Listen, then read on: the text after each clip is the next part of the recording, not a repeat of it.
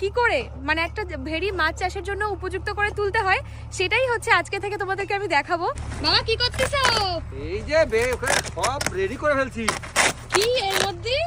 তোর চুন। চুন দিও ভেড়িতে? হ্যাঁ, চুন দিতেই তো হবে। চুন খোল কত কিছু দিতে আরে মা। দাঁড়াও।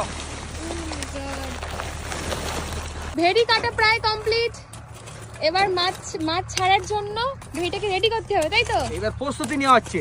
তোমরা যারা অনেকেই বলো যে মাছ চাষ শিখবে, অনেকেই বলো যে কাকু বলো কিভাবে মাছ চাষ শিখবো। এই ওই দেখো গাড়ি এই যে প্রায় দেখো, শেষের পথে। প্রথমে তো ভেড়িটা কাটতে হবে। আর যদি তোমাদের ভেড়ি থাকে তাহলে তো হয়েই গেল। ভেড়ি কাটার পরে কি করে মানে একটা ভেড়ি মাছ চাষের জন্য উপযুক্ত করে তুলতে হয় সেটাই হচ্ছে আজকে থেকে তোমাদেরকে আমি দেখাবো।